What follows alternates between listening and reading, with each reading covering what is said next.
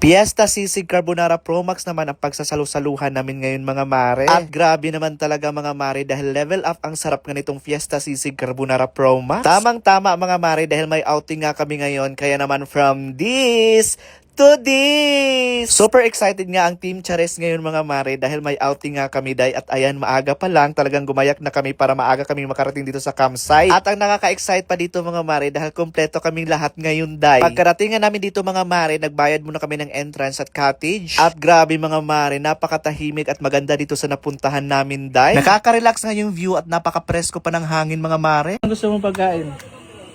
Sisig. Gusto mong pagkain? Sisig. Sisig? Ano gusto mong pagkain? Carbonara. Wala nang gusto mong pagkain. Carbonara. Ano gusto mong pagkain? Carbonara.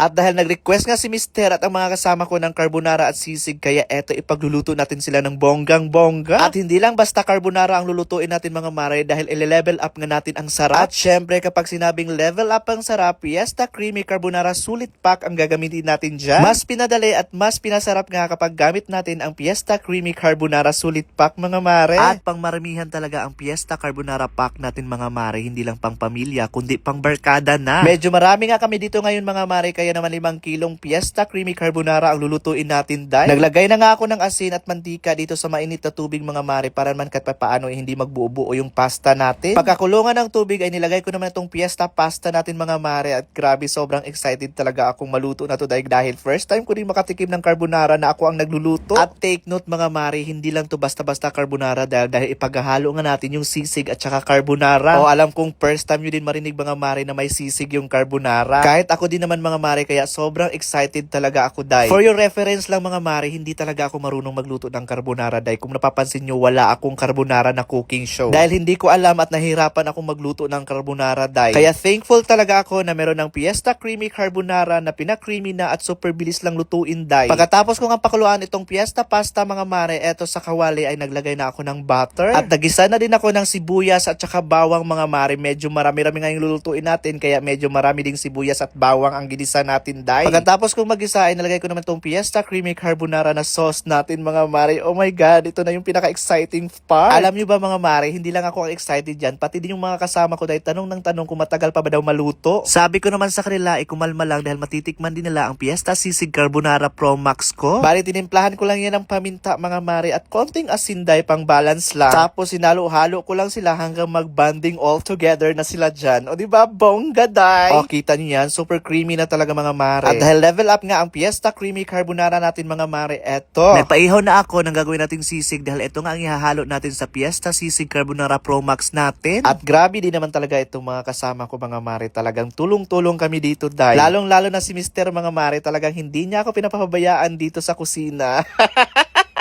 Very supportive talaga tong Mr. Kuday even from the start na nagbablog ako. Tapos na nga sila maghiwa mga mare kaya eto titimplahan na natin itong gagawin nating sisig. Bali naglagay lang ako ng maraming sibuyas mga mare at maraming siling green at pinagbanding all together ko na din sila dyan. Nilagyan ko na din ng mayonnaise mga mare para perfect na ang ating sisig mga mare. Unang tingin pa lang talagang mapasasabi kang wow ang sarap, napakaanghang. At eto na nga ang pinaka the best part mga mare dahil ihahalo na nga natin itong sisig dito sa ginawa nating sauce na Fiesta Creamy Carbonara natin. At talagang hindi na makapag-antay ang lahat mga mare. Kaya eto pinaghalo ko na ang Fiesta Pasta at Fiesta Creamy Carbonara natin mga mare. Kaya ayan o nakita niyan sobrang sarap. At dahil sinasabi ko nga na level up ang sarap dito sa Fiesta Sisig Carbonara Pro Max natin mga mare. Eto dinamihan ko na ang toppings ng sisig natin. Hindi na makapag-antay ang lahat mga mare. Kaya eto tinawag ko na sila dahil excited na din silang tikman itong Fiesta Sisig Carbonara Pro Max natin. At grabe naman talaga mga mare. Hindi ako nagkamali na ito yung pinagsasalu-saluhan namin itong Fiesta Sisig Carbonara Pro Max dahil sobrang sarap din pala talaga. Sob na naman ang mga friendship natin mga mare dahil busog na naman sila dito sa niluto kong Fiesta Sisig Carbonara Pro Max. O ano pang hinihintay nyo dyan mga mare, kung may handaan kayo dyan, isa to sa marirecommend ko itong Fiesta Sisig Carbonara Pro Max natin kaya go na!